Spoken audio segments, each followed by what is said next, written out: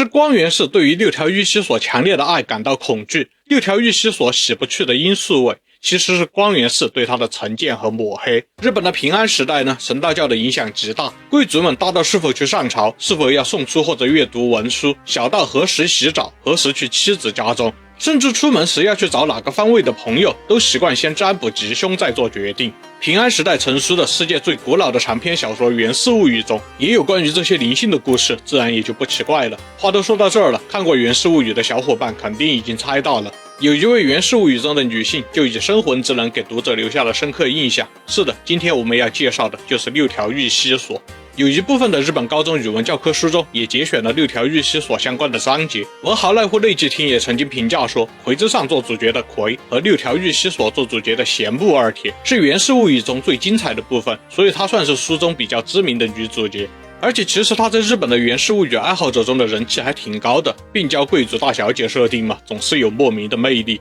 而且她在故事中展现出了极其细腻的心思和容易受伤的性格，也是十分满足了男性读者被爱的欲望。但是这些故事又并不落下俗套，女性读者的角度应该会同情和理解她的不少心情。是的，在六条玉溪所的故事里，光源氏也是一个相当过分的男人。我为什么要说也呢？这次的故事我不能从故事的开始说起了，因为《源氏物语》中并没有明确的写他们是如何相识的相恋的。到了第四帖西言的开头，突然交代了两个人已经关系暧昧。六条玉溪所原本是旧太子的妃子，但是这位太子还没有登基就去世了，他年纪轻轻就成了寡妇。六条妃与王夫之间生了一个女儿，她选择带着女儿回娘家生活，毕竟是能选出太子妃的家族，实力相当的雄厚，其大院就在京都的六条，这也是六条玉溪所这个称呼的由来。六条玉溪所是一位极具魅力的优秀太子妃，她不仅美貌出尘，而且博学多才，教养深厚，她的人望很高。在六条玉溪所的宅邸里，经常组织名流沙龙，聚集起大贵族们交流文化艺术等等。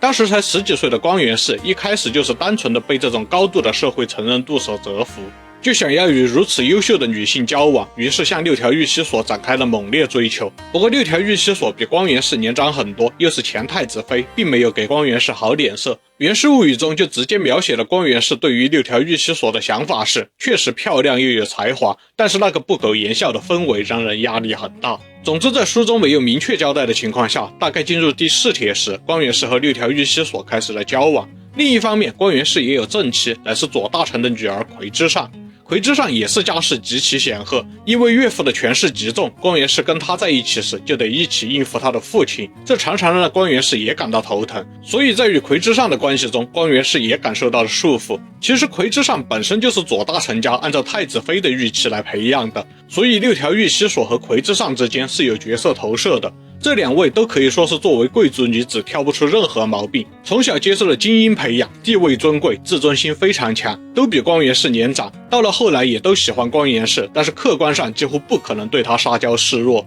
在同时与这两位交往时，光源氏就很有压力。这时他邂逅了以前介绍过的西岩，被濑户内纪听评价为娼妇性格的西岩，在这个时候当然极大的满足了光源氏被压抑的欲望。于是光源氏很快就沉迷于与他约会，渐渐就冷落了六条玉溪所。虽然光源氏与六条玉溪所并非夫妇，但是他们的恋情众所周知，所以在旁人眼中，六条玉溪所就成了被比自己年纪更小的情人抛弃，可以说是非常没有面子。六条玉溪所越想越觉得自己丢脸，心情也越发的消沉。在这样的过程中，他也不知不觉地加深了对光源氏的感情。之后他就越来越表现得像一个恶魔勇了。光源氏在与他约会时就更加倍感压力。之后又发生了一个突发事件，一天光源氏把西岩带到了郊外一座没有人住的宅子里幽会，不料西岩当天晚上突然猝死。事发之前，光源氏梦到了一个美貌到令人不寒而栗的女人对西岩伸出了手，梦醒之后西岩就离奇死亡。源氏物语中并没有足以说明这是六条玉溪所的描写，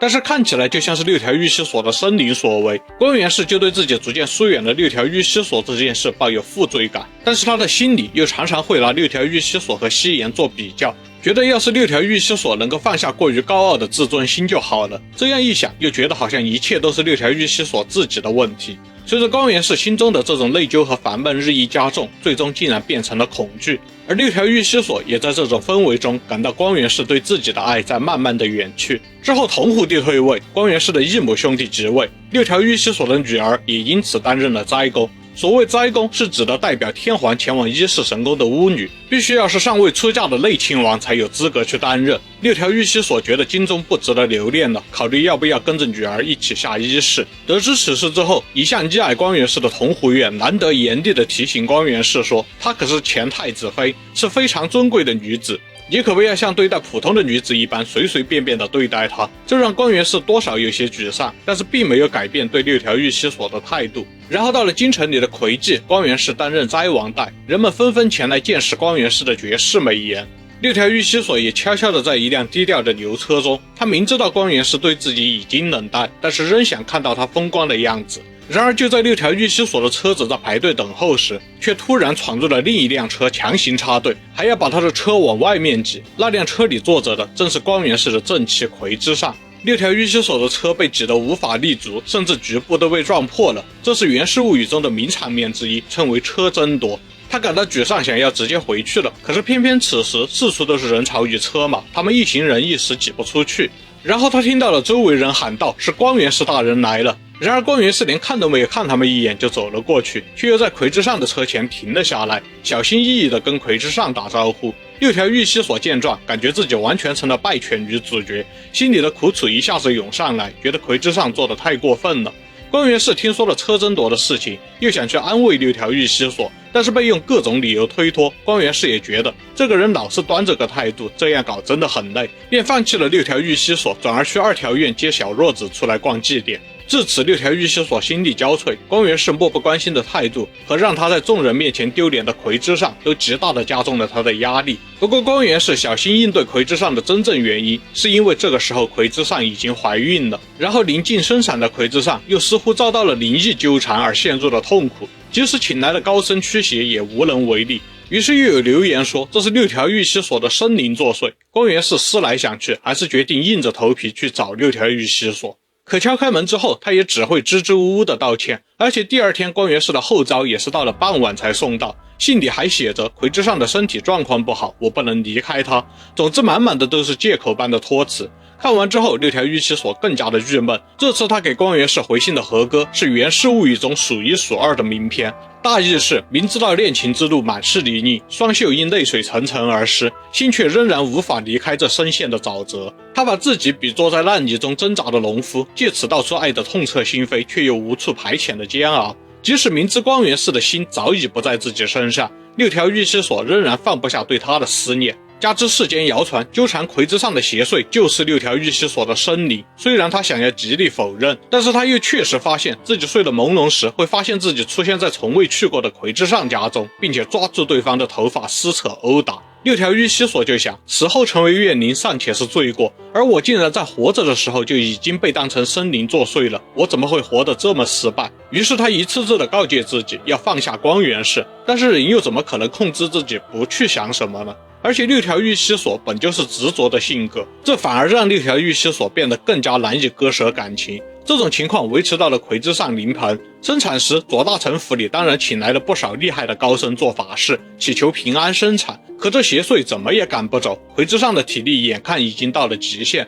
魁之上对周围说，请稍微降低一点祈祷的力量，我想和光源氏大人说几句话。大家认为这是魁之上要对丈夫交代遗言了，决定暂时让二人独处。结果当光源氏说完要撑住之类的话之后，魁之上却说，你误会了，我让他们降低祈祷的力量，是因为这确实让我痛苦不已。没想到真的会因为祈祷而被从身体里拉出来呀！说出这话的声音并不是魁之上的，而是六条玉溪所的声音。同时光源氏的眼前竟然仿佛真的看到了六条玉溪所的身影。虽然光源氏担心此情此景被左大臣府的人看到的话，真的会酿成轩然大波，但发生的只是魁之上的状况稍稍平稳，众人连忙让他服药，魁之上也顺利产下了一个健康的男婴。左大臣府这边大获虚惊一场，另一边的六条院就完全不同了。六条玉溪所醒来时闻到了自己的衣服上有罂粟气味，当时人们会用罂粟来驱邪，赶紧洗头换衣服的六条玉溪所也基本确定了，真的就是自己化成了生灵去找魁之上作祟了。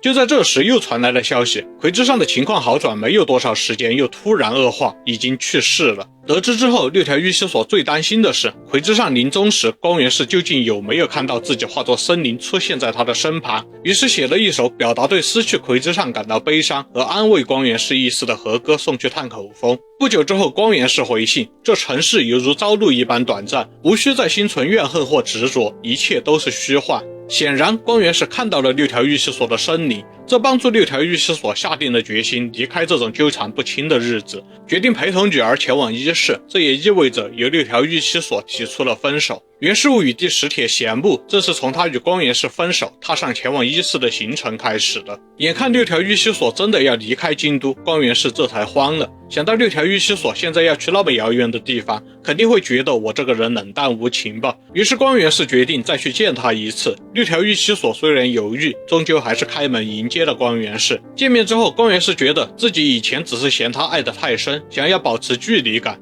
但还是舍不得就这么和如此出色的女性分开的，便劝说六条御司所留下来。六条御司所差点就被说动了，但是看到深秋枯叶纷飞的萧瑟景象，似乎正象征着他们的恋情即将落幕，还是下定决心和女儿一起进宫辞别了天皇。回想起来，他出身顶级贵族的家庭，16岁那年嫁入了太子府，20岁丧夫，如今已经30出头了，却又要因为感情的问题离开京城，觉得自己的身世实在是唏嘘感伤。六条御司所在一世待了6年，后来新皇登基，自然也要更换斋宫，于是六条御司所的女儿任期结束，两人这才返回了京都。他刚回到京都，光源氏便迫不及待地送去了极具诚意的问候信。六条御司所不想再因为他的忽冷忽热而重蹈覆辙，而且也察觉到了，与其说光源氏对自己关心，不如说在关心自己的女儿。加上六条御司所现在的身体状况也不太好了，自感来日无多，决定剪发出家。后来光源氏前来探望病重的六条御司所，他央求道：求你帮我照顾我的女儿，等我走了，她就再也没有可以依靠的人了，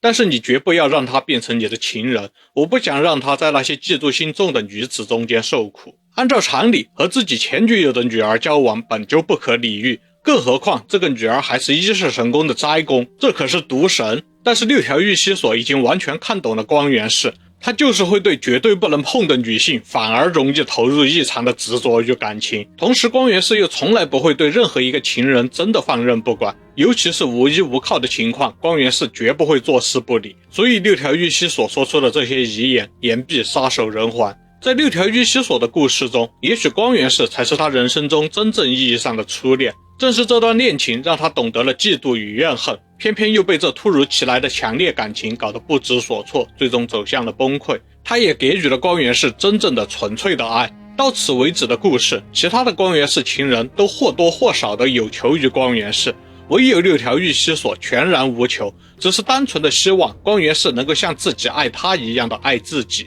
源氏物语中，六条御司所这个角色并没有到去世为止杀青，在后面的剧情中，他又多次以光源氏突然感受到了六条御司所这种方式影响着剧情，这也是对六条御司所设定的补充说明，提醒读者光源氏对于六条御司所是有所依赖的。六条御司所故事的设计极其精妙，六条御司所的嫉妒心和灵异能力都是通过前后情节的巧妙设计，让读者通过常识产生这种想法。但是你坚定没有鬼怪存在的话，再看一次还是会发现整个故事是完整的构造，而且符合逻辑，甚至依然是一个需要深读才能够理解的故事。而这魁之上之死的部分是用了六条御司所始终无法洗干净自己身上的罂粟味来体现生灵的存在。其实这是在提示读者从没有鬼神的角度该如何解读这个故事，那就是六条御司所太强的嫉妒心和生灵异能，这些都只是光源氏一厢情愿的想法，是光源氏对于六条御司所强烈的爱感到恐惧，也为自己背叛并且冷落了一位全心全意爱自己的女人而心怀愧疚，可是又一直躲避这种直面的责任，于是在心中将他视为怨灵。六条御司所洗不去的罂粟味，其实是光源氏对他的成见和抹黑，最终害得他的人生走入了歧途。只是不在另一处曾写下和歌，都说死后含恨成为怨灵，但真正的怨灵其实是人心中还没有泯灭的良心在苛责。六条御司所的故事正是这句和歌的解释。都看到这了，别忘了点赞、订阅、投币、点积分哦。这里是巫女花散里，我们下期再见。